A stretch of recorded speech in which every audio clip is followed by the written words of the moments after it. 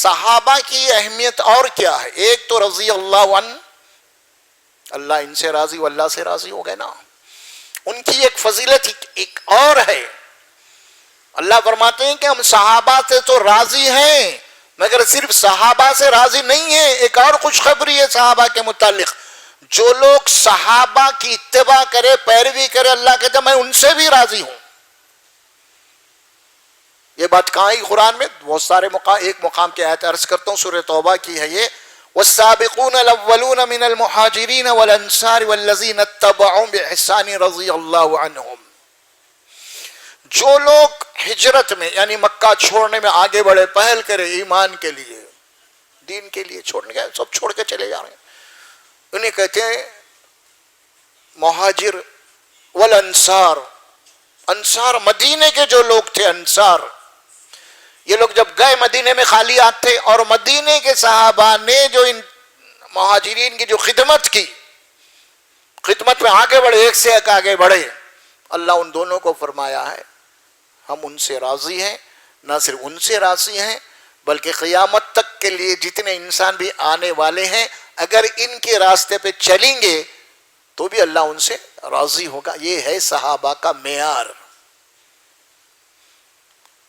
تیسری بات آتی ہے کچھ قرآن میں، ایک مقام سورۃ البقرہ کے اندر اللہ فرماتے ہیں فَإِنْ آمَنُوا بِمِثْلِ مَا آمَنْتُمْ بِهِ فَقَدْ اهْتَدَوْا. اللہ فرماتے ہیں کہ فَإِنْ، یہ فے کے ساتھ لفظ فے جس کے معنی حصر کے کلمات ہوتے ہیں، ایک حقیقت ہے، اس کے سوا اور کچھ نہیں ہے. حقیقت یہ ہے اگر تم صحابہ کی طرح ایمان لاؤ گے تو تم کو ہدایت ملیں گی، نہیں تو نہیں. یہ قیامت تک آنے والے آخری انسان تک کے لیے اللہ فرماتے ہیں اگر تم ایمان کا دعویٰ کر رہے ہیں میں ایمان والا ہوں، لیکن اگر تم اپنے دعوی ایمان میں جب تک صحابہ کی طرح تمہارا ایمان نہیں ہوگا اس وقت تک تمہارا ایمان اللہ کے پاس معتبر بھی نہیں ہے، اور اللہ تمہیں صرف زبانی دعوے کرنے سے ہدایت بھی نہیں دیتا جب تک صحابہ کے راستے پہ تم نہ ہو.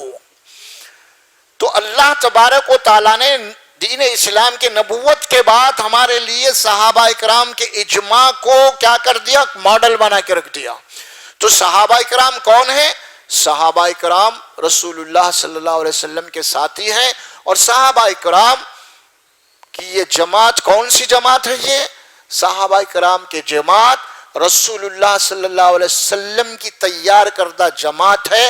آپ صلی اللہ علیہ وسلم کی تربیت یافتہ جماعت ہے.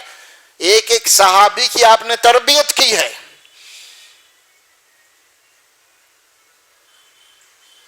نبوت کے زیر سائے میں تربیت پائے ہیں وہ لوگ. اسی لیے صحابہ کو ایمان میں کیا کہا؟ یہ ماڈل ہے تمہارے لیے، نمونہ ہے تمہارے لیے ایمان اور عمل میں. اچھا، ایمان کی بات بھی قرآن میں آئی. سورۃ البقرہ کے دوسرے رکوع میں ہم پڑھتے ہیں آمنوا کما آمن الناس وَإِذَا قِيلَ لَهُمْ آمنوا كَمَا آمَنَ النَّاسِ. اب یہ بات یہاں کہی گئی ہے اگرچہ کہ پس منظر منافقین کے سے متعلق آ رہا ہے تو لیکن عام انسانوں کے سب کے لیے بات ہے. اگر تمہارا ایمان صحابہ کے ایمان کے مثل اگر ہوگا تو پھر تم مومن ہیں.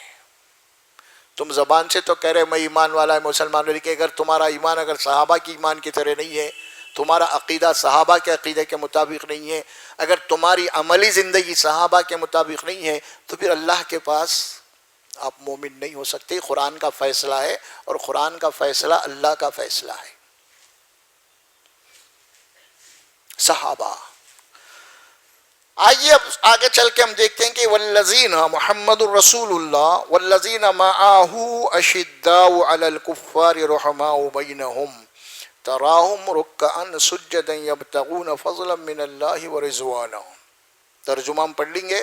محمد صلی اللہ علیہ وسلم اللہ کے رسول ہیں، والذین معاہ اور جو ان کے ساتھی ہیں یعنی صحابہ کرام، اشداء علی الکفاری یہ بڑے شدید ہیں، بڑے تیز اور تند ہیں، بڑے سخت ہیں کافروں کے لیے. اب پھر لفظ کافر جو آیا یہاں پہ اس کی وضاحت اب میں دیکھ لیں گے ہم کیا کہا گیا؟ اشداء علی الکفار. کفار سے مراد وہ کفار ہیں جو ایمان تو نہیں لائے لیکن خاموش بھی نہیں بیٹھے، دین اسلام کو مٹانے کی کوشش کرتے رہے. تو اللہ ان کے متعلق یہ بات فرما رہا، ایمان نہیں لائے ٹھیک ہے، ان کے لیے کوئی مسئلہ نہیں ہے اب.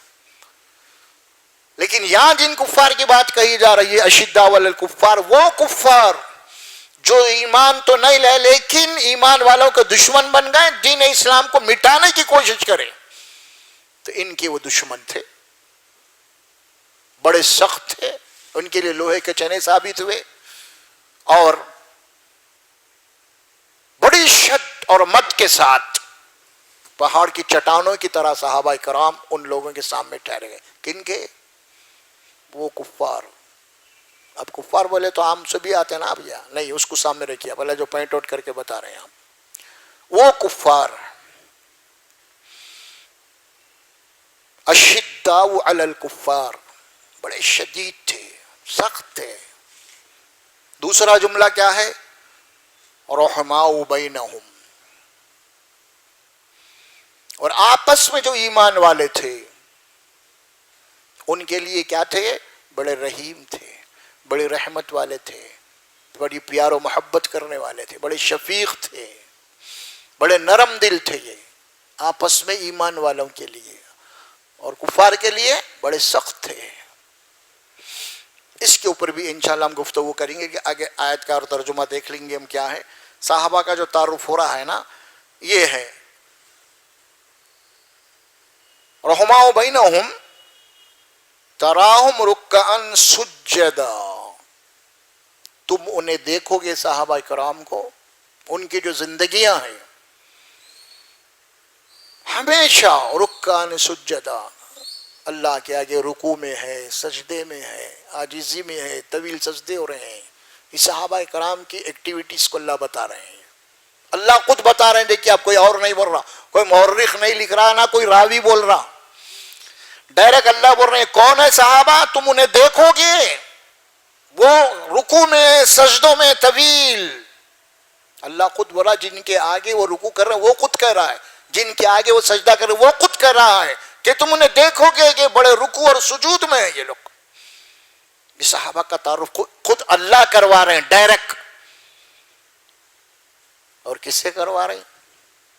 اپنے نبی کو کروا رہے ہیں. وہ بھی تو ظاہر ہے کہ نبی خود صحابہ سے جتنے واقف تھے، اللہ ان سے زیادہ واقف تھا، کیونکہ نبی ان کے ظاہری حالت کچھ ہوئے لیکن ان کے قلوب میں کیا ہے اللہ جاننے والا ہے. یہ بات فرمایا. اور یبتغون فضلا من اللہ ورضوانا. اب دیکھیے، اب اللہ سبحانہ و تعالیٰ فرماتے ہیں ان کی بھاگ دوڑ کیا تھی، یہ لوگ کیا چاہتے تھے، کس چیز کو ڈھونڈ رہے تھے دنیا میں. یبتغون فضلا من اللہ ورضوانا، یہ دنیا کے اندر اللہ کے فضل اور اس کی رضا کو ڈھونڈ رہے تھے. ڈھونڈ رہے تھے بولے تو کہاں جا کے کوئی ہیرے جواہرات جیسا ملتے ہیں کھود رہے تھے کہ اللہ کی رضا کو نہیں. ڈھونڈنے کے معنی کیا ہیں؟ آپ کوئی چیز ڈھونڈنے نکل گئے کہ بھائی وہاں ہیرے جواہرات ملتے ہیں وہاں فلاں، نہیں. یہاں پہ ڈھونڈنے کے معنی کیا ہے؟ یعنی یہ صحابہ اکرام ہر اس عمل کو تلاش کر رہے تھے جس سے اللہ راضی ہوتا ہو، اس کا فضل ملتا ہو. یہ بات تھی. کوئی عمل ایسا وہ نہیں چھوڑتے تھے جس سے اللہ راضی ہونے والا ہے، نہیں چھوڑتے تھے اس عمل کو، چاہے چھوٹا ہو چاہے بڑا ہو، اس کے فضل کو. یہ تھی بات. سیماہم فی وجوہہم من اثر السجود، اور فرمایا کہ تم ان کو دیکھو گے، ان کی پیشانی، ان کے ماتھوں سے دیکھو گے کہ ان کی پیشانیوں کے اوپر سجدے کے اثرات ہیں. راتوں میں سجدے، بڑے طویل سجدے ہوتے ہیں اللہ کے آگے. یہ صحابہ کرام کا تعارف کون کروا رہے ہیں؟ خود اللہ. نبی بھی نہیں کروا رہے ہیں، خود اللہ. یہ ہے صحابہ کرام. اچھا، اب ہم کچھ تاریخ کے اوپر جائیں گے نا. تو ہماری تاریخ میں جو باتیں لکھی ہوئی ہیں صحابہ کے متعلق، بھیانک باتیں، اب تصور نہیں کر سکتے. بہت سارے دوسرے مقامات بھی آتے ہیں قرآن میں. صحابہ کی شان میں اللہ تبارک و تعالیٰ اگلی صورت میں یہ بات بتاتے ہیں سورہ حجرات کے اندر. وہ ہے دیکھیے آپ سورہ حجرات میں، وہاں پہ اللہ سبحانہ و تعالیٰ فرماتے ہیں، آیت ہے یہی سورہ حجرات میں صحابہ کے متعلق ہے، وَلَكِنَّ اللَّهَ حَبَّبَ إِلَيْكُمُ الْإِيمَانَ. اللہ فرماتے ہیں کہ ہم نے صحابہ کے لیے سب سے محبوب چیز ایمان کو بنائی تھی. صحابہ کی نگاہوں میں، نظروں میں ایمان سے زیادہ کوئی محبوب، کوئی قیمتی چیز نہیں تھی. نہ مال، نہ دولت، نہ جائیداد، نہ آل، نہ اولاد، نہ بیوی، کچھ نہیں تھی. اگر ان کے پاس کسی چیز کی محبت اگر تھی، کسی چیز کی اگر قیمتی تھی تو صرف ایمان تھا. اس کی ثبوت یہ ہے کہ انہوں نے ایمان کی خاطر اپنا سب کچھ چھوڑ کے مکے سے خالی ہاتھ نکل گئے.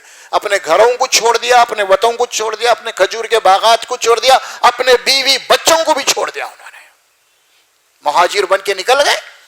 یہ ہے ایمان کی محبت ان کے پاس تھی.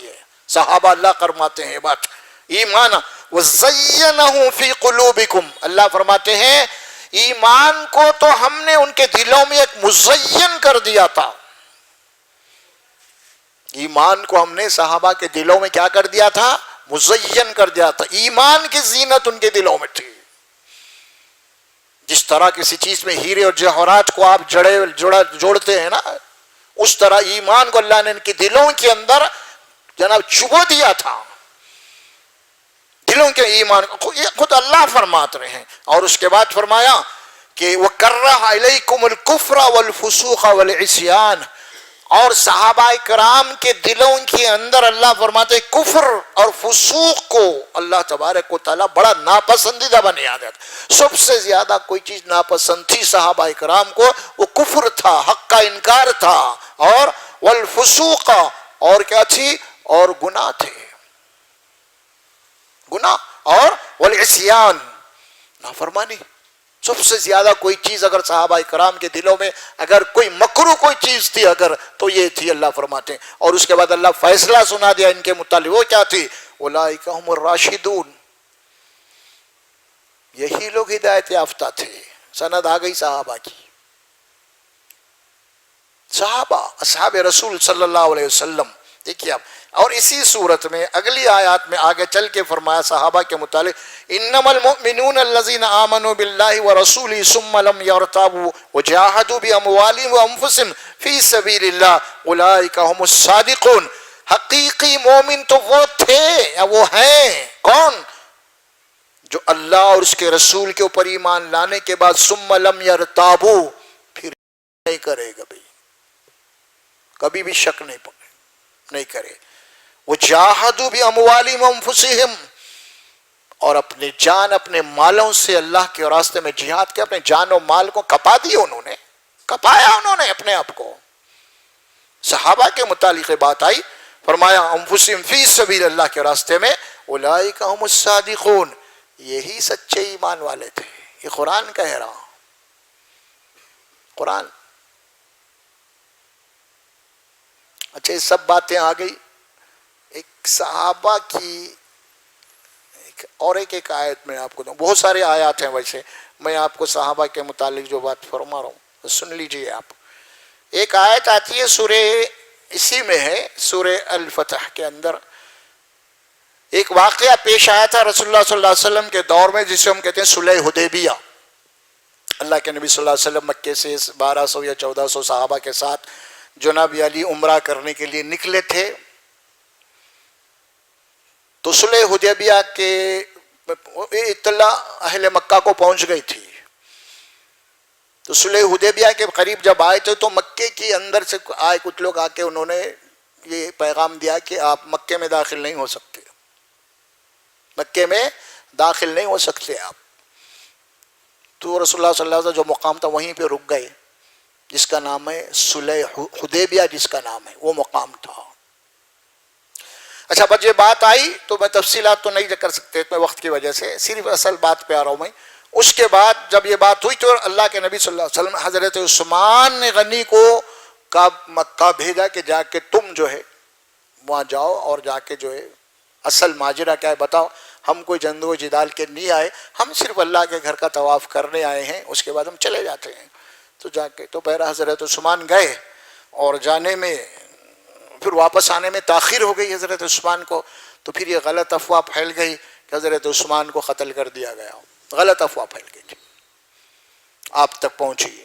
تو اس واقعے میں اللہ کے نبی صلی اللہ علیہ وسلم نے حضرت عثمان کے قتل کا بدلہ لینے کے لیے جتنے صحابہ تھے ان صحابہ کو جمع کر کے آپ جو ہے ایک چھوٹا سا برا جو بھی خطبہ وغیرہ دیا، اس کے بعد اب جس درخت کے نیچے بیٹھے تھے اس کا ذکر بھی اس صورت میں ہے۔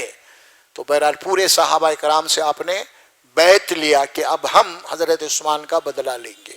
تو اس وقت اللہ تبارک و تعالیٰ یہ آیت نازل کیا، لقد رضی اللہ عن المؤمنین اذ یبایعونک تحت الشجرۃ فعلم قلوبہم۔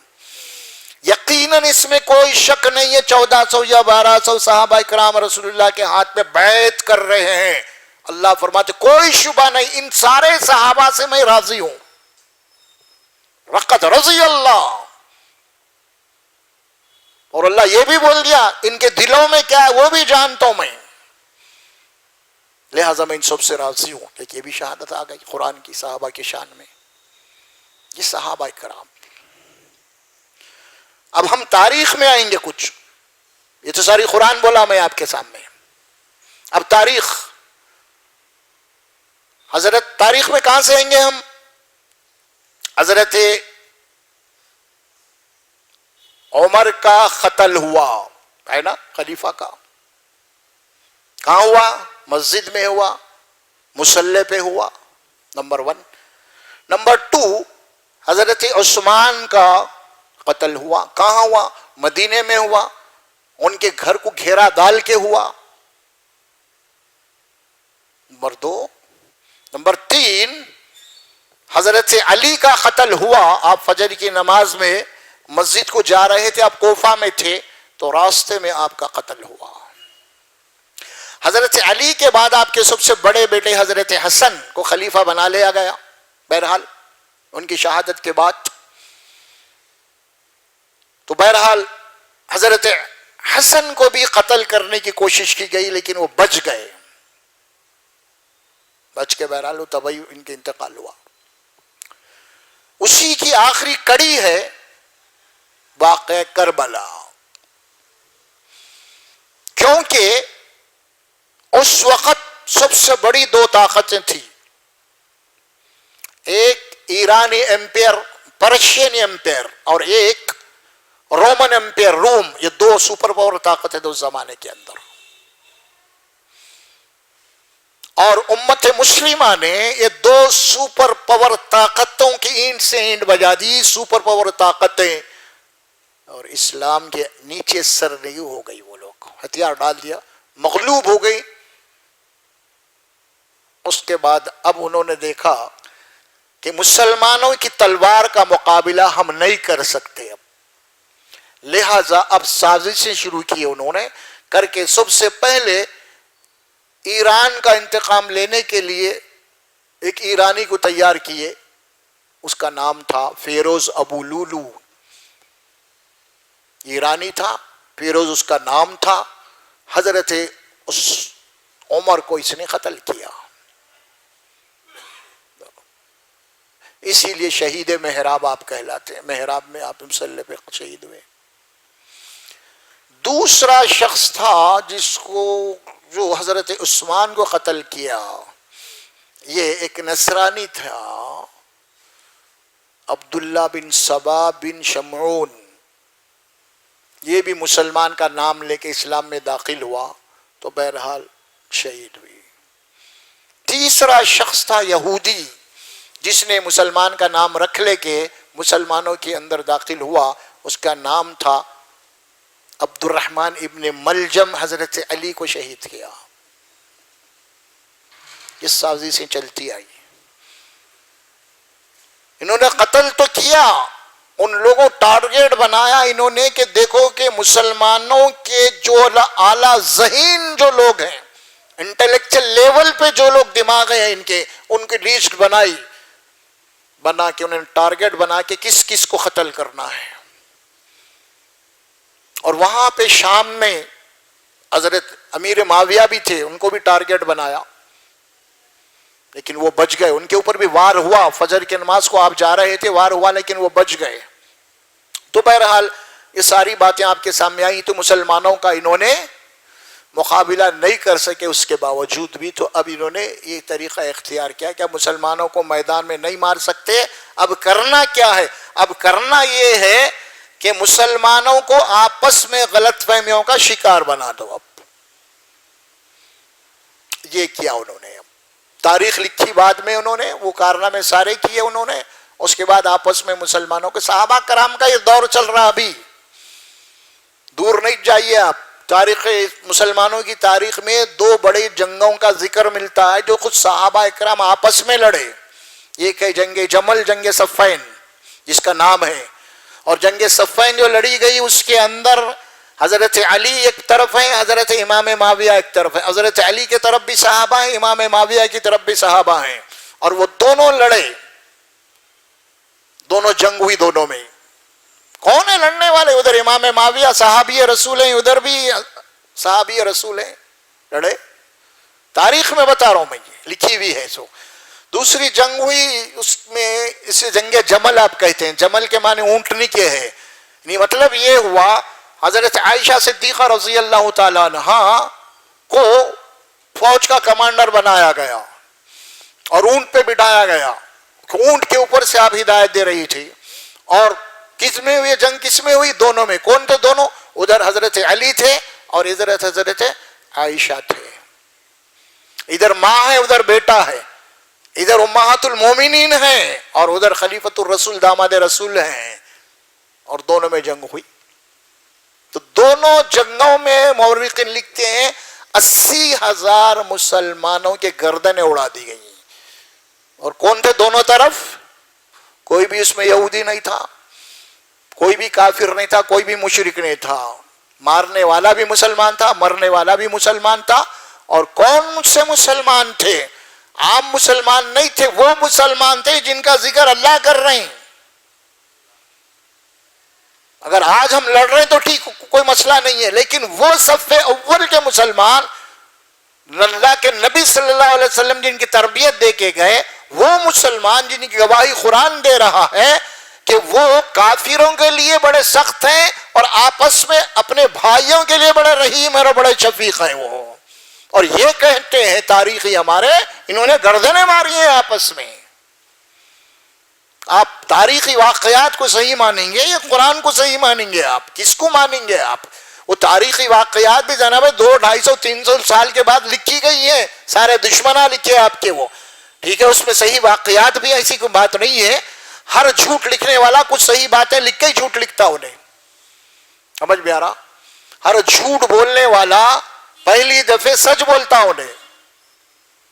اب عدالت میں جائیں گے، دو مذہب کہیں گا گیتا پہ ہاتھ، میں گیتا کے اوپر ہاتھ رکھ کے قسم کھاتا ہوں، یہاں تک تو صحیح بات ہے اس کی، صحیح ہے نہیں، اب اس کے بعد جھوٹ بولتا انہیں۔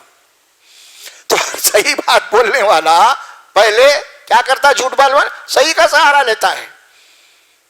تو یہ تاریخیں جو لکھی گئی نہیں، جو تاریخ کے اوپر آج ہم تکیہ کر کے بیٹھے ہوئے ہیں نا، یہ ساری تاریخیں اسلام کے دشمنوں نے لکھی ہیں یہ، اور مسلمانوں کو لبادہ پہن کے لکھی گئی ہے، ان کا لباس پہن کے لکھی گئی ہے، اور اسلام کو مشروع کر دیا۔ اگر آپ اسلام کی وہ تاریخ کو غیر مسلم کے سامنے اگر وہ لکھ دیں گے، آپ رکھیں گے، بھئی یہ دیکھو ہمارا اسلام ہے، کیا آپ اسلام پیش کرتے؟ آپ اس کو کہاں باتاں کر رہے یار؟ تمہارے وہ رسول کے صحابہ آپس میں گردنہ مار لی، بھائی تم پہ بھروسہ نہیں کر سکتے ہم تو غیر مسلم ہیں، تمہارے تو مسلمانوں کو تم لوگ نہیں بخشے، ہم کو کب بخشنا؟ نہیں، کیا دیں گے آپ؟ یہ سارے واقعات کیا پیش کرنے ہیں آپ؟ قرآن کیا کہتا ہے صحابہ کے متعلق؟ رحماء بینہم کہتا ہے، آپس میں بڑے رحیم تھے، بڑے شفیق تھے، اور قرآن یہاں تک کہتا ہے سورہ حشر میں یؤثرون علی انفسہم ولو کان بہم خصاصہ، صحابہ کے متعلق ہے یہ، فرمایا صحابہ وہ لوگ تھے یہ خود بھوکے رہ کے، ضرورت مند رہ کے، دوسروں کی بھوک پیاس کا پہلے خیال کرتے تھے، میں بھوکا ہوں نہیں بھی میرا بھائی پہلے کھا لے، میں بعد میں کھاؤں گا، یہ قرآن بول رہا۔ اور ایسے صحابہ کے متعلق آپ نے ایسی ایسی کتابیں لکھ دی ہے، انہوں نے مسلمانوں کے گردنیں ماری ہیں۔ قرآن کہتا ہے حضرت امہات المومنین کو، آپ سورہ احزاب پڑھیں گے، اللہ کہتے ہیں نبیوں کے بیویوں کو کیا کہتے ہیں؟ وَقَرْنَا فِي بُيُوتِكُنَّ، گھروں کے اندر باعزت باوقار بیٹھی رہو. اور یہ باہر نکل گئی، وہ بھی لڑنے کے لیے نکل گئی. اتنا بڑا بہتان ہے حضرت عائشہ کے اوپر، اتنا بڑا بہتان ہے. سب پڑھ کے سنا رہے ہیں، سب تقریراں کر رہے ہیں، سب یہی کر رہے ہیں، محرم میں تقریراں یہاں وہاں سب یہی کر رہے ہیں، سنیا بھی کر رہے ہیں، مسلمان بھی کر رہے ہیں. ارے کہاں جا رہے ہیں آپ؟ قرآن کو چھوڑ کے کہاں جا رہے ہیں آپ؟ صحابہ کو چھوڑ کے کہاں جا رہے ہیں آپ؟ احادیث ہمارے سامنے ہے، صحابہ کی شان میں اللہ کے نبی نے کیا فرمائی؟ ہاں، اللہ کے نبی نے فرمایا کہ میرے صحابہ ستاروں کی طرح ہے بھائی، ایک صحابی کی اتباع کر لو فلاح پا جاؤ گے، کامیاب ہو جاؤ گے. تو پھر ایسی باتیں قرآن اور سنت میں جب ہیں تو تاریخ کے دلدل میں آپ کہاں پھنس رہے ہیں جا کے آپ؟ ہاں، واقعات کربلا بیان کر رہے ہیں ہمارے مساجد کے اندر، کربلا، اور سب جھوٹ بول رہے ہیں واقعہ کربلا سے متعلق. کون تھا واقعہ کربلا ہوتے وقت؟ کون تھا موجود جو بولنے والا ہے؟ ابھی میں آپ کو بتایا نا، کیا بتایا؟ جو واقعہ کربلا کی کتاب لکھا وہ واقعہ ہونے کے 100 سال کے بعد وہ کتاب لکھا. کیا سورسر تھے اس کو لکھنے کے؟ بتائیے آپ کیا تھے؟ کوئی ایک ہفتہ مہینہ 2 مہینے نہیں، 100 سال کے بعد کتاب لکھا. وہ کتاب کو لے کے آپ اڑ رہے ہیں، بس ختم. وہ رافضی دشمن جناب علی اسلام کے اندر داخل ہوئے، ادھر شیعہ لوگوں کو بھی گمراہ کر دیتے، سنیوں کو بھی گمراہ کر دی، اور شیعہ لوگوں تو اس کی لپیٹ میں آ گئے. سمجھ میں آ رہا؟ پورے ٹولا گھٹا اسلام کا دشمن. اور یہ کون تھے اسلام کے خلاف کے دشمن؟ کون لوگ تھے یہ؟ ابھی 3 کے نام لیا نام ہے آپ کو. ایک اس میں کون تھا؟ پہلا عمر کو قتل کرنے والا ایرانی تھا، ایران. دوسرا کون تھا اس میں قتل کرنے والا؟ نصرانی تھا، عیسائی. تیسرا کون تھا؟ یہودی، عبد الرحمن. 3 لوگ، یعنی یہودی، عیسائی، ایرانی، یہ 3 مل کے اسلام کے خلاف جو سازشیں کیے ہیں نا، باضابطہ مسلمانوں کو تلوار سے نہیں مار سکے تو انہوں نے ایک ایسا لٹریچر تیار کیا تاکہ آنے والے قیامت تک آپس میں جھگڑتے رہیں. اور آج ہم قرآن کو چھوڑ کے وہ کتابوں کو پڑھ کے آپس میں لڑ لے رہے ہیں. آج ہماری آپس میں جنگیں ہیں. آج جب بھی تھی اب بھی وہی ہے. اسی لیے آپ اگر چاہتے ہیں کہ حق کیا ہے معلوم کریں آپ، تو آپ کو قرآن میزان ہے، قرآن برہان ہے، قرآن نور ہے، قرآن حبل اللہ ہے. اس کو آپ پکڑنا پڑے گا آپ کو. اس کو چھوڑ کے آپ وہ کتاب، ایک صاحب اسلامک کیا کہنا ہے، اسکالر، تو اسلام کے اوپر انہوں نے پی ایچ ڈی کر کے آ رہے ہیں جرمن سے. کہاں سے؟ جرمن سے، لندن سے. وہاں پہ اسلام پہ پی ایچ ڈی کر کے آ رہے ہیں. وہاں پہ کون سی کتابیں پڑھا رہے ہیں ان کو؟ یہی تاریخ کی کتابیں پڑھا رہے ہیں. انہیں پڑھ کے وہاں سے سند لے کے آ رہا میں پی ایچ ڈی ہوں بول کے. وہ سب جھوٹ. کیا قرآن پڑھا رہے انہوں؟ کوئی حدیث پڑھا رہے ہیں وہاں پہ؟ مجھے اسی لیے تو حدیث بھی محدثین جو لیے ہیں نا، اسی لیے کافی محنتوں کے بعد لیے ہیں. حدیث ایسی نہیں لکھے، سمجھ میں آ رہا؟ جب دیکھے کہ سب جھوٹے حدیثیں پھیلا رہے، من گڑھ حدیثوں کو پھیلا رہے، تو محدثین ایک محنت کرے اپنی کر کے کچھ لکھے. ہو سکتا ہے کوئی بشر تھے ان سے بھی کمزوریاں ہو گئی، ان سے بحث نہیں ہے، لیکن آپ کو بتا رہا ہوں میں یہ چیز ساری. تو قرآن جو پیش کیا آپ کے سامنے صحابہ کرام کو، کون ہے صحابہ کرام؟ صحابہ کرام کی شان کو سمجھنا ہے تو 1-2 جملوں میں پیران پیر نے فرمایا. کون ہے؟ پیران پیر شیخ عبد القادر جیلانی رحمہ اللہ. صحابہ کی شان کیا ہے انہوں نے صرف 2 جملوں میں ختم کر دیے. کیا جملے کر دیے؟ صحابہ کون ہے معلوم؟ ہمارے گھوڑوں کی ٹاپوں سے جو دھول نکلتی ہے نا، ہم اس کے قابل بھی نہیں ہے صحابہ کے سامنے. کون بول رہی ہے؟ آپ صحابہ کو ہم سے کہاں ملا رہے ہیں بھائی؟ ہمارے گھوڑوں کی جو ٹاپوں کی گرد و غبار ہے، ہم اس کے برابر بھی نہیں ہے صحابہ کے سامنے. کیونکہ صحابہ کو جو قیامت تک کے لیے کسی انسان کو وہ شرف نہیں مل سکتا جو صحابہ کو ملا. وہ کون سا شرف تھا؟ صحبت رسول کا شرف تھا،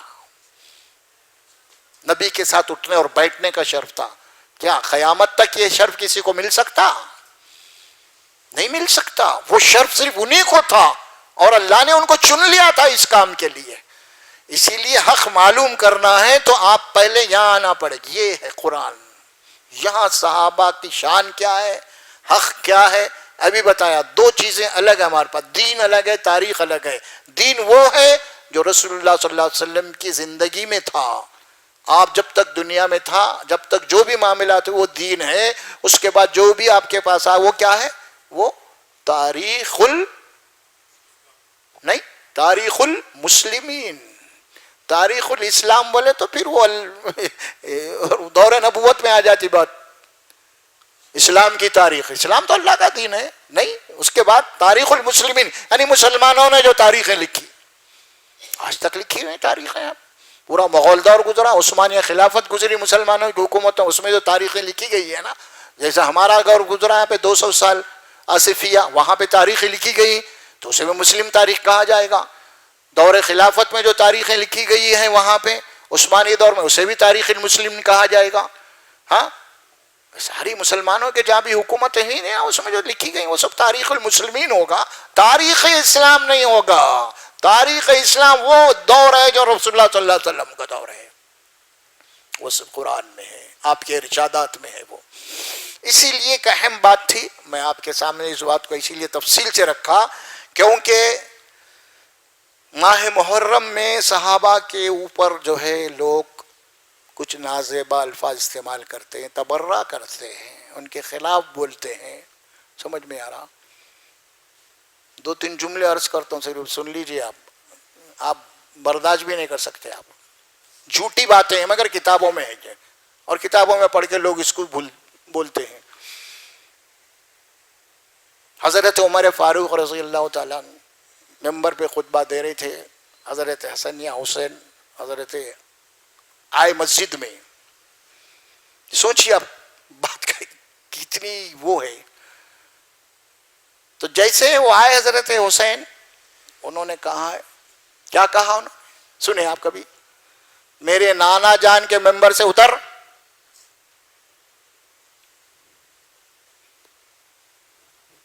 کیا کہا, میرے نانا جان کے ممبر سے اتر. لوگ واض و بیان میں بول رہے ہیں بھائی, اور نہیں کر رہے. کتنی تذلیل ہو رہی وہاں پہ. جھوٹ ایک آدمی بول کے چھوڑ دیا, کتاب میں لکھ دیا, ہم اس کو دہرا رہے ہیں. اب کیا نعوذ باللہ حسن حسین ہو, کیا یہ جرت کر سکتے ہیں؟ یہ اگر حضرت حسین یا حسن یہ بول رہے ہیں تو وہ خود تو نہیں بول سکتے, بے بچے ہیں, تو لازماً ماننا پڑے گا کہ آپ کے والد سے کہیں گے نعوذ باللہ من ذالک. یہ بدگمانی پیدا ہوگی نا, اور یہ بدگمانی پیدا ہونا منافقت ہے کسی مسلمان کے اندر, کسی بھی صحابہ کے متعلق, چاہے حضرت علی ہو, چاہے حضرت حسین ہو, چاہے حضرت حسن ہو, چاہے وہ حضرت امام معاویہ ہو. کسی صحابی کے متعلق دل میں بدگمانی پیدا ہونا وہ منافقت کی علامی ہے. اگر اسی بدگمانی پہ وہ مرا تو نفاق کی موت مرا. وہ ہم سمجھ رہے نہیں اس بات کو, لکھ رہے. اور ایک وقت آتا ہے, ایک صحابی دیکھے کیسی کیسی باتیں لکھے ہوئے. دیکھو حضرت حسین ہے, رسول اللہ صلی اللہ علیہ وسلم کی کمر پہ بیٹھے ہوئے ہیں, اور آپ حضرت حسین کو لے کے دہلان میں ٹہل رہے ہیں, مطلب بالکل گھوڑے کی طرح. کوئی صحابی آ گئے, اتنے آگے کہا یا رسول اللہ صلی اللہ علیہ وسلم آپ گھوڑا بنے ہوئے ہیں, اتنا اچھا گھوڑا اور گھوڑا بن گیا.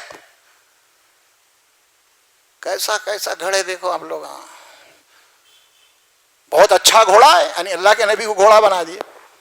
تو پھر اللہ کے نبی جواب میں مارے, سواری بھی کتنی اچھی ہے. واہ, اسے کہتے ہیں میٹھا زہر. کہاں ہے جی, خالی منا رہے 10 دن جو ہے نا محرم پہ منا رہے. کیا بول رہے محرم پہ کیا بول رہے ہیں, یہی بول رہے ہیں سب. زیادہ سے زیادہ ماتم نہیں کرنا پڑے, باقی کے سب وہی غلط کتابیں پڑھ کے سنا رہے ہیں, وہی قصے کہانیاں, وہی تبری. تبری تو جناب علی تاریخ کا 30 جلدوں میں اس کی تاریخ ہے, اور شیعہ اور مسلم دونوں کا امام ہے. انہیں صحابہ کرام کی زندگیوں کے اوپر کھیلا ہے وہاں پہ تبری نے. باشعور ہو جائیے, بنیادی طور پہ اس بات کو مان لیجئے آپ ہماری تاریخ کی جتنی بھی کتابیں لکھی گئی ہے نا وہ تقریباً اس کے اندر جناب علی وہ صرف منافقین یا دشمنان اسلام کا مواد بھرا ہوا ہے، اور کہیں سچ ہے تو سچ انہوں نے اس کو اسی لیے لکھا ہے تاکہ لوگ شک نہ کریں۔ بہرحال چونکہ یہ بات واضح ہو چکی ہے کہ بنیادی طور پہ جتنی ہماری تاریخی کتابیں لکھی گئی یہ سب 200-250 سال کے بعد ہے، اور اس سے دین کا کوئی بھی تعلق نہیں ہے۔ آپ مانے مت مانے، اس کو انکار کر دے تو کوئی فرق پڑنے والا نہیں ہے آپ کا۔ لیکن قرآن مجید کی ایک آیت کا اگر آپ انکار کریں تو چلے گئے، آپ ایمان باقی نہیں رہے گا۔ ذالک الکتاب لا ریب فیہ، اللہ کی کتاب ہے، اس میں کوئی شک اور شبہ نہیں۔ یہ اصل واقعات ہے، میں آپ کے سامنے تفصیل سے اسی لیے رکھا صحابہ کے متعلق۔ انشاءاللہ گفتگو جو ہو چکی ہے تقریباً، اس میں کچھ باتیں سمجھ میں نہیں آئی ہیں تو آپ غور و فکر کیجئے کہ بھی سوالات بھی آپ کر سکتے ہیں انشاءاللہ تبارک و تعالی۔